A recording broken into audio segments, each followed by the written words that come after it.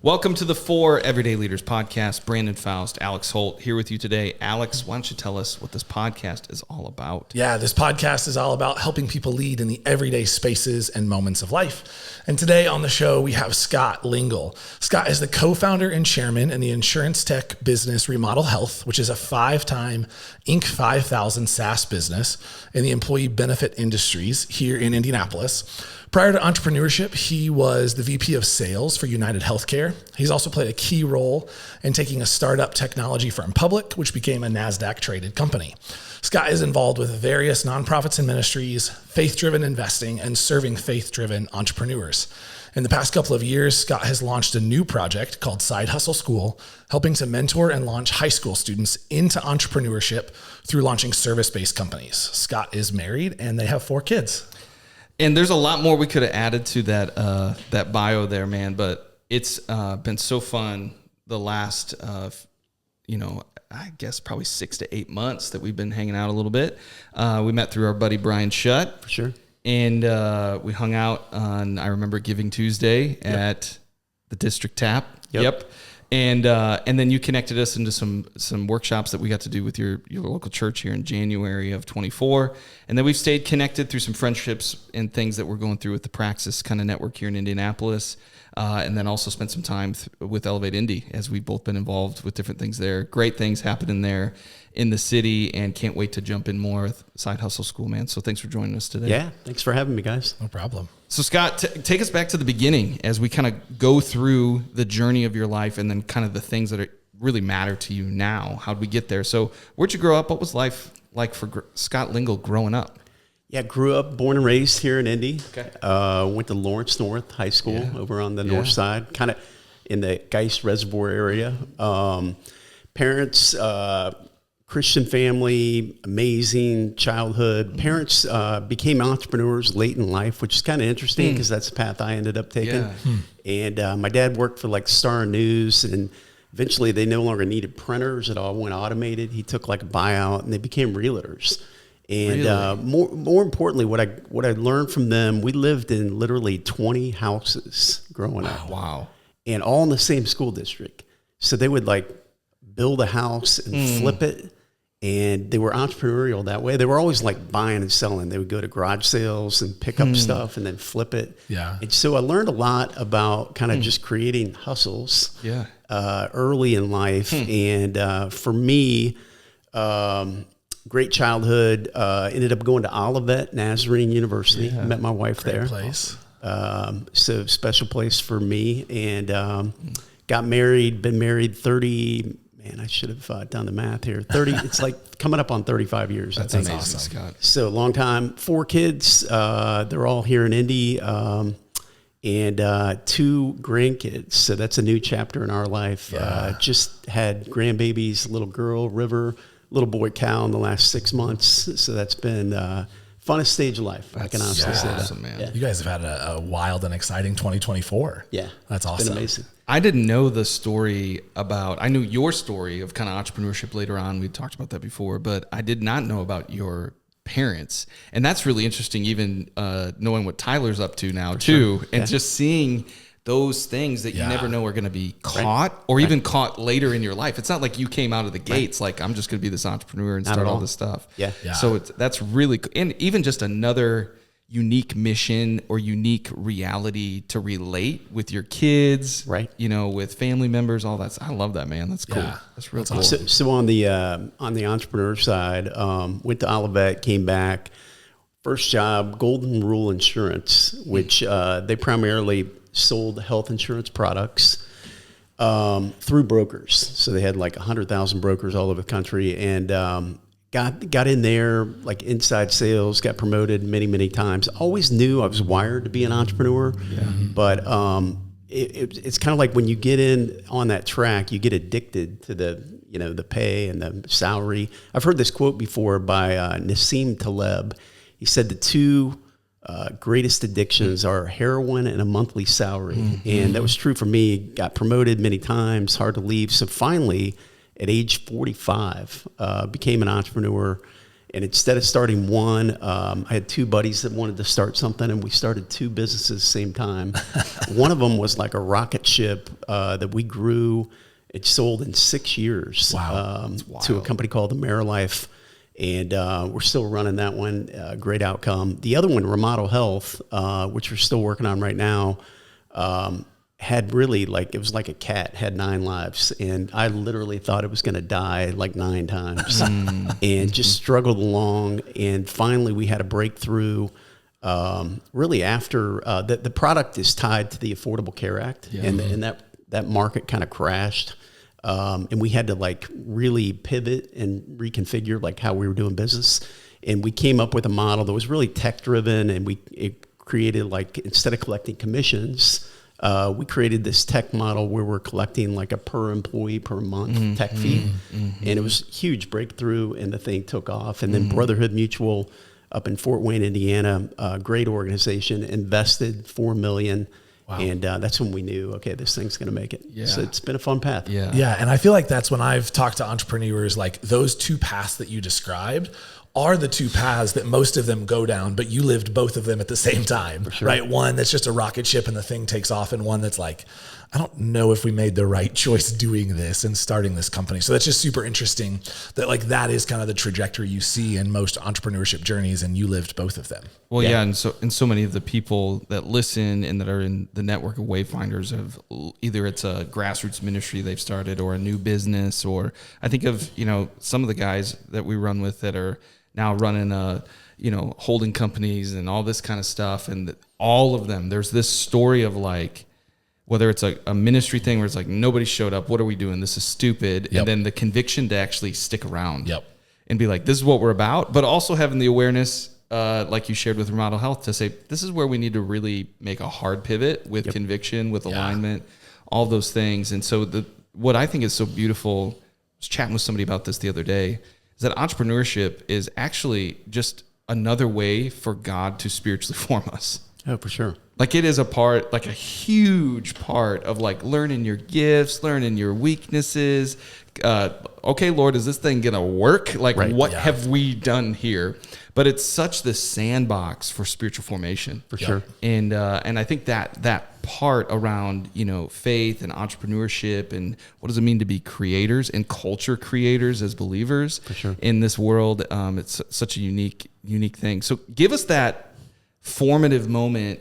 Maybe it was during one of those rocket ship, or man, we need to pivot this thing, or maybe it was before that, a formative moment. What was a moment or season of life that really shaped your life and leadership kind of on that path, on that continuum, if you will, Scott?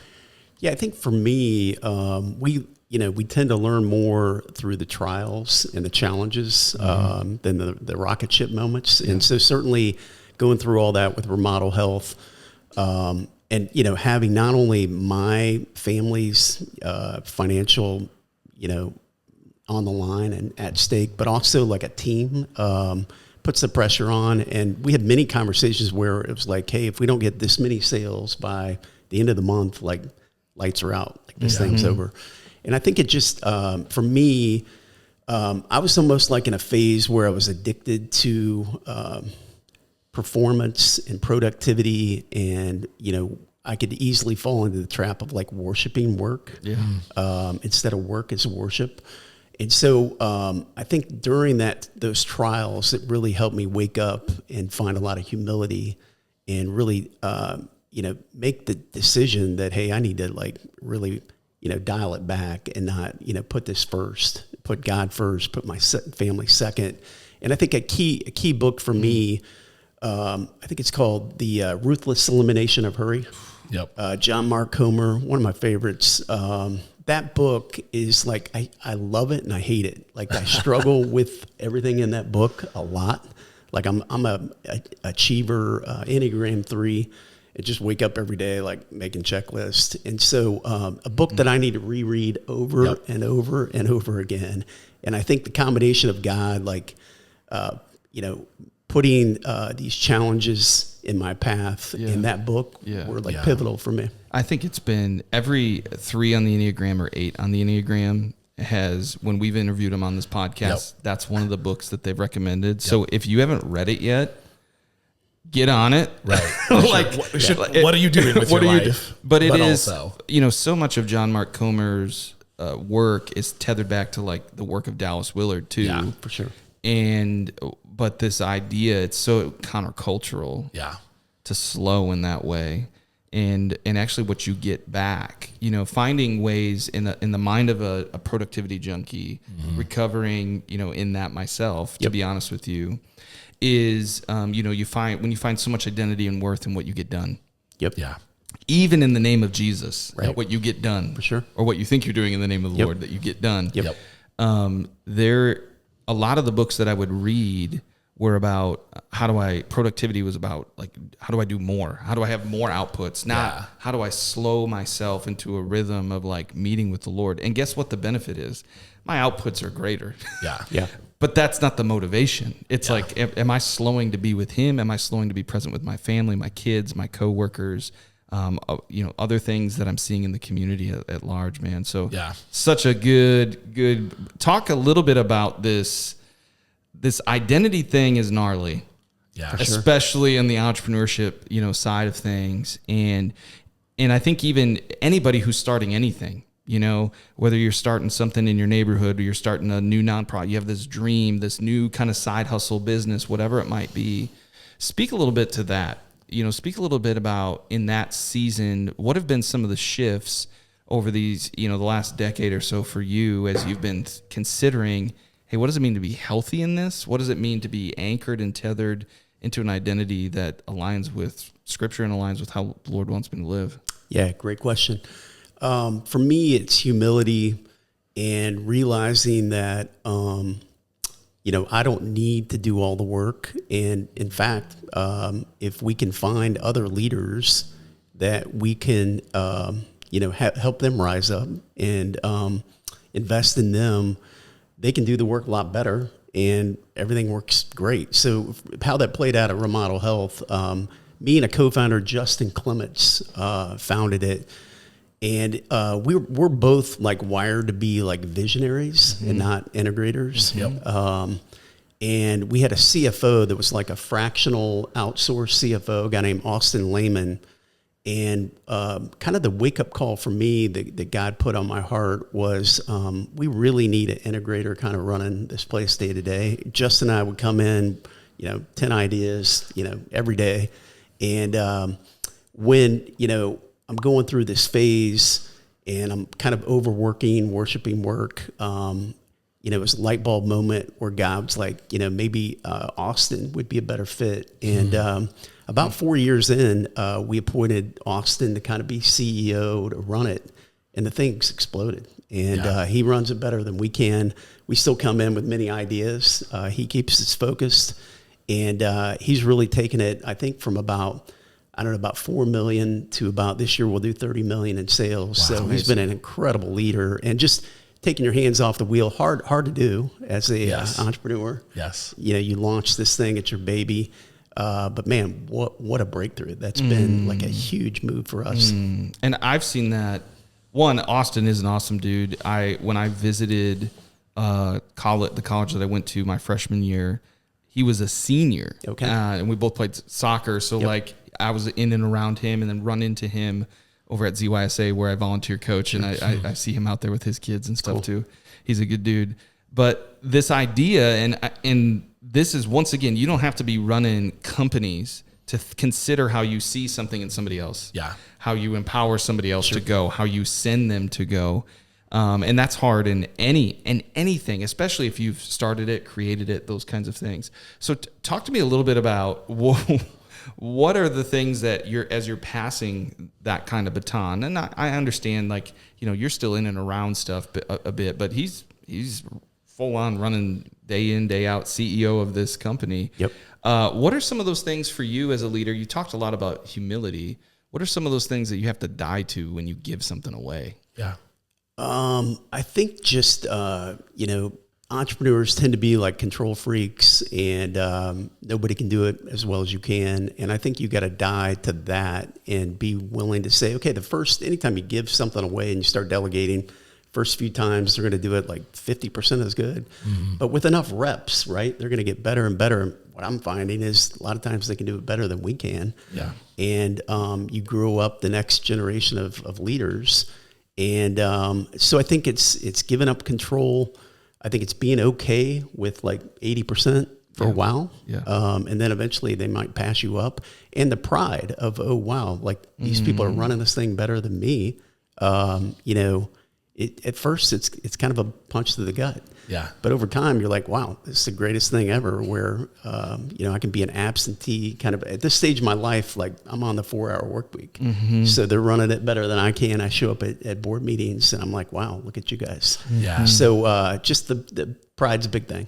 Yeah, and I think there's just so much in that. I look back at my own journey at the people who gave me an opportunity when I didn't deserve that opportunity, and probably sat there and were like, oh no, like what is Alex going to do with this? And now like having, you know, run through my career, having had those opportunities has made me so much better of a leader when I've led teams, when I've been with people, because I've seen that modeled for me. I've seen that like giving leadership away. I've seen leaders die to themselves so that someone else could have an opportunity. And I think when we do that with the people that we lead, the people that we're around, it often brings out more in them than they ever knew existed, right? Like it digs up things that they never knew or thought possible because someone never gave them an opportunity. And so I just love that mentality and that model that you guys have put forth in all of your endeavors. Scott, talk to us about, we've talked about a lot of things so far, so many incredible nuggets. As you think about one maybe everyday leadership principle, when you wake up in the morning, if you had to say, hey, this is the one leadership principle I'm going to live by for the rest of my career, what would that leadership principle be? I think about every day now that I've actually made the shift of being like hands-on, you know, CEO to more of a chairman role. I think about leverage a lot. And leverage comes in the form of human resources, right?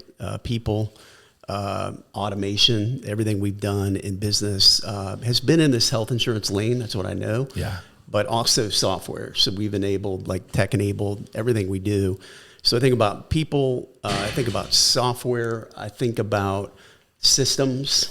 And so leverage is a huge thing that I think about a lot. And I would say that the second thing is just the whole concept of A players. Yeah. And the older I get, the more I really believe, Steve Jobs has this quote, you know, small team of A players can run circles around, you know, much bigger team of B players. Yep. And I believe, I also heard this quote, people are the greatest asymmetric bet you can make. And asymmetric meaning huge upside, very little downside. Yeah.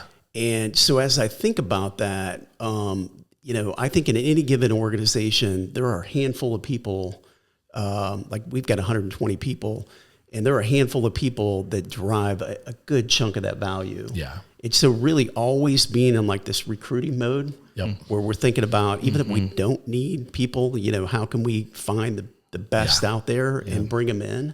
And maybe we create a bench for a while. But so that's kind of how I think about leadership right now. Yeah, that's so good. And I love the reclaiming of that word leverage. I think so many people hear that word and it's like, oh, I don't want to leverage people, but there's a really healthy and beautiful way to leverage the resources, leverage the assets, leverage the technology that we've been given and we have around us to be successful, to lead people better, to grow our businesses in healthy ways, and to be ultimately better leaders, better people. So I love that. Well, leverage in my case, I'm able to free up my time so that now I spend the majority, I still work full time, but I'm pouring back into the community and investing in up and comer entrepreneurs. And so that's a great form of leverage. Yeah, that's awesome. And I think that we teach in some of our models here about 5 capitals, whether it's in our spiritual formation pathway or working with entrepreneurs about, you know, financial capital, physical capital, your spiritual capital, your social or relational capital, and your intellectual capital. And I think a lot of times there's a lot of attention in Christian circles around, financial and spiritual, but the relationships, an introduction of an introduction. Take it for example, Brian Shutt introduces me to you. You don't know me, I don't know you. Right. And then boom, next thing we know, we're hanging out at your church. Yep. Doing something, right? Cool. Next thing we know, we're, I'm able to say, hey, yeah, Aaron's story, the Scott Lingle guy's for real, you know, like, and the things that have been happening there. Sure. Now, that's not the only reason, but like those things, those little bumps, those little nudges of capital matter. Yeah. Sure. And I think that's the piece of how are we stewarding all these. There's probably one that comes really naturally to us, or that we have maybe more leverage or resources in, but what does that look like to steward your whole life, you know, in those capitals? And what I'm hearing you say through this too is, hey, you know, Scott doesn't have to work 40, 50 hours a week anymore. He does not. And he's choosing to out of a place. And this is where it's different. It's different than just another guy doing this entrepreneurship thing. It's like, hey, we want this to have this beautiful redemptive thread. It's part of our worship. Yeah. We're compelled to move into spaces as part of our worship. And I admire that. I respect that a lot from you. Thank you. And it's a huge encouragement, because I was the person that, you know, a charitable foundation said, and it was a person from that was like, dude, we believe in you. Yep. And to go and to make the leap, and then also be compelled to say, hey, I got to see that in other people's. It just keeps that tone. It keeps that tone. And to your point, you're like, whether you choose it or don't choose it, because I've had both, where they're like, there were seasons where, you know, our daughter's really sick and I'm just gone for months. And I came back and they're doing things that I would never have considered. I would have been the lid. Yep. I would have been the lid. Yep. And changes the trajectory, seeing other people use their gifts and this thing to perpetuate on. It's a really honoring thing to the Lord, and it's also a very humbling thing in those moments. So, Scott, what's a book? You mentioned the Ruthless Elimination of Hurry, but what's a book or podcast recently that's kind of been impacting you or getting you thinking a little bit? I know you have a good list of books too online, which we'll link to as well. So yeah, I'm a big audio book guy. So I run every day, work out, and that's always the time where I curate like what I'm going to listen to as far as podcasts or audiobooks. And what I've been really hot on lately, there's a gentleman, I actually met him at a conference. His name is Scott Lingle. And he's got a book out called Value Creation Kid. And even though I don't have kids in the house, really, I've got a daughter that's a junior, but most of my kids are out of the house now. It's a book about how we steward money and teaching our kids about how to become value creators and almost like how to, parent like entrepreneurs. And while that's relevant, I'm working on a project called Side Hustle School. Yeah. Where we're trying to launch, underserved youth to build businesses. And so a quote in that book that just like is really stuck with me that I love, that's kind of hitting me right in this stage of life, is he talked about legacy, and legacy being when your kids, helping your kids blow by you in every way. And that's legacy. And I love that. I love that. So I'm at a stage where I'm investing in my adult kids, my grandkids, and how do I get my kids to level up and blow by me in every way? I love that. Yeah. That when we were meeting with Elevate Indy, you recommended that book. And what I love about that, I remember a pastor who I really look up to was retiring. He's like in his 60s, long 30-year run at this church, amazing guy. And he just talked about how in this next chapter, he was so excited that he could spend more time investing in leaders. And I just remember being like, man, I don't want to, not that he did an amazing thing, but like in his chapter is different than my chapter, in every way. But like, I'm like, man, I ain't waiting. Yeah. I ain't waiting. Right. And like, I got to do this activation of people on mission. It's like, it's just got to happen. Yep. And there's got to be a clear pathways to do this thing. Yep. And I love that urgency that you bring and that you brought when it came to the side hustle school stuff, and just that mentality of like, yeah, we got to do this, and who knows what the sandbox of principles that they're going to learn through this singular project that, they might not even love, power washing, or they may not love car detailing in the future, but the success story that it gives them, a reference point to discover, here are the skills I'm awesome at messaging and marketing, but doing the work I hate. Right. I'm not great with my hands. I don't like using those kind of realistic manual skills, if you will. And then some that will be like, oh, I was terrible at like customer service, but I was really good at getting the job done. Yeah. Or I was really good with the numbers side or whatever. That's what I was like, yes, this is amazing. This is what kids need, because we've worked with enough kids where they're bumping into purpose, these success stories. And it's like, okay, here's a kid who clearly has these entrepreneurial gifts, who clearly wants to go figure this thing out. They just need a curated path to go do it. For sure. Scott, give us some stories from Side Hustle School. I know there's been a couple iterations of this thing now. Give us some of the compelling stories. Give us some of the ways that people are getting involved with this thing, man. Yeah. So first I'll start with kind of the why, if you don't mind. Yeah. So I'm a big believer in like peer learning groups, like CEO roundtable groups. I've been in Truth at Work. I've been in, there's one called C12. Recently, I'm in one called Tiger 21. Just the mindset of I'm a lifelong learner. I always want to find rooms where I'm the dumbest and the poorest in the room. That's where I can learn the most, right? So get in those rooms. And after being in a lot of those rooms, what I recognized was like 98% of all the successful CEOs and owners that I know had a side hustle in high school. And that's where it started. That was the spark that kind of got them fired up. And it may have not lit until like my case. I had a side hustle, high school, and then became an entrepreneur at 45. So it doesn't mean that they have to chase right into that right away, but it's like, it's planting those seeds. And so that was kind of the inspiration. And how do we help entrepreneurs do it the right way? There's so many like heroes in America that, I wouldn't trade lives with like Elon Musk. I mean, think the world of that guy, but like, I think he's doing it at the expense of his friend's family and faith. And so, how do we do this the right way and have the right priorities? But yeah, stories, probably my favorite right now. We got a kid, Tech High School, David Arellano. And last year was his first year in Side Hustle School. And he is doing pressure washing. And through the class and mentors, Hunter Beal is a guy that has been a mentor to him. And we actually just hired Hunter as our executive director. But Hunter had a connection, a guy named Kenny Hall that owns a company called Live India, I believe it is. And he's a property manager, and he's got like 300 doors that he does property management for. And Hunter made that connection to David. And this summer, he's doing gutter cleaning for all 300 houses. Wow. And it's a pipeline that will pay David somewhere around $30,000 for this summer. Wow. Big challenge that we have with all these students is transportation. Like none of them have cars. They're borrowing parents' cars. As you can imagine, big challenge. So with David, he had a big enough pipeline that we wrote him a check and loaned him $10,000.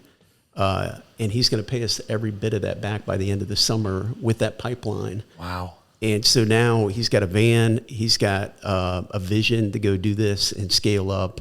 And I believe he'll kill it. Like this year, senior. I mean, he's a senior at Tech, and he'll go on to make six figures pressure washing. And the real key for us is like kids a lot of times think, do I really want to pressure wash the rest of my life? But it's the skills of being a business owner that you can transfer into any other lane. Yes. And we're also going to help them level up from being like a solopreneur where he's out there doing the work every day to this next year, we're going to work on like be a business owner and work on the business side in the business. Yeah. And those are the fun things, I think. But skills that he'll take with him the rest of his life. Yes. And it doesn't have to be, we have a lot of other kids that kind of a win for us is kid launches a side hustle and puts $500 in sales on the board. That's kind of our North Star. Last year we had 10 of those.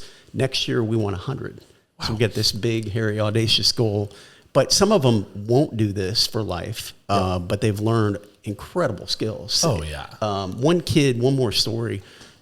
First year we had a student, Alden Combs, and he went to Purdue Poly, and he knew what he wanted to do when he got out of high school. He wanted to be in auto body work. And he did that for like Ed Martin, had a great job. But I had this side hustle on the side, and it was mobile bike repair. He'd come to your house and fix your bike, and he was making, somewhere like an extra couple grand a year with his side hustle, help to pay for, whatever car payment. And he found an opportunity with Tesla. He saw it online that they were looking for auto body workers, and he was only like 1 year in.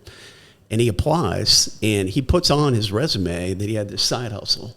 And they specifically told him, they said, we hired you because you're an entrepreneur. We love that you had that skill. Yep. And I think that's, not every kid's going to do it, but can it help them build a resume, get into a better school, a better career? Yes. So I think there's just a lot of outcomes that we're looking for here.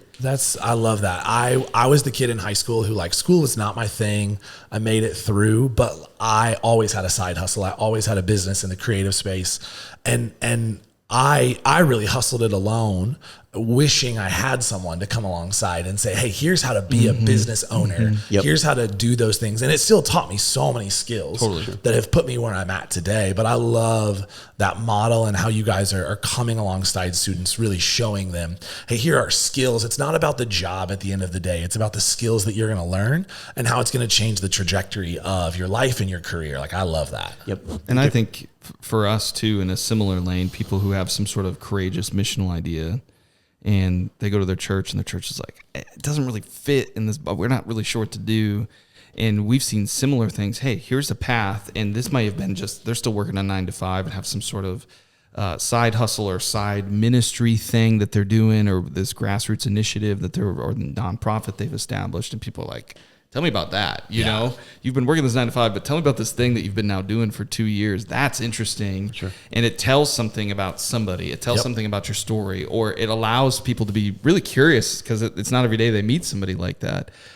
Tell us, Scott, we have a lot of our listeners who are always looking to connect into good community initiatives that care maybe about different things around spiritual formation. They care about different things about entrepreneurship. They care about different things with youth.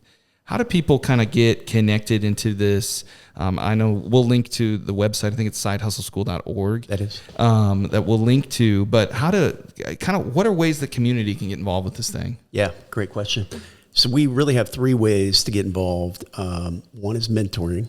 And you don't have to be really, we're looking for people that are good with kids and make it fun and bring energy. You don't have to be some, entrepreneurial stud, but, have enough. Hopefully you got some business sense that you can help a kid. We have a basic, simple little business plan, pro forma, like financial model. So we're coaching kids around that, but it's really most of these skills that they're learning, you can watch 10 YouTubes and figure out how to be a pressure washer or a car detailer. So helping the kids navigate, find the right resources. So mentoring 1, 2, always looking for more funders. We're going to grow from 10 kids to 100 kids. We need a little bit of cash. We fund these kids up to $5,000 for their business once they prove out a little bit. So always looking for folks that want to give with some charitable capital. And then third, this is kind of interesting. This year, we're going to try to franchise this thing out. So what that might look like is we're looking for what we'll call a founder. And a founder is somebody like me that planted, right now we're working at Elevate Indy is where we meet out of every Tuesday, 4 to 5, the second half of the school year. And so a founder would be somebody that we're going to give them the playbook of, okay, here's how to go launch one at Warren Central. And we're going to try to boil it down, because we realize that the hardest thing for an entrepreneur is time. And so we're going to boil this thing down so that they only have to show up a couple times a year, but they have to build out the framework and the mentoring network, which the right entrepreneur, that comes easy because they've built a killer network. A lot of times there are people in their organization. And so that's another one we're looking for. Founders that can help us launch a new, site. Awesome. Yeah, I love that. Cool. That's so great. Well, Scott, this conversation has been absolutely incredible. So insightful. So many nuggets of wisdom. I couldn't say that one. Yeah. So many nuggets of wisdom throughout. So thank you so much for joining us today. Yeah, it's been great. A pleasure. And we want to say thanks to all of you for tuning into this episode of the 4 Everyday Leaders podcast by Wayfinders. We hope it helps you lead in the everyday spaces and moments of your life. Yeah, and you can continue to join us on the journey of the 4 Everyday Leaders podcast by subscribing to the show, leaving a comment, leaving a rating, letting us know how this content is hitting you. You can join us on Apple Podcasts, Spotify, Anchor, and YouTube. We'll see you next time.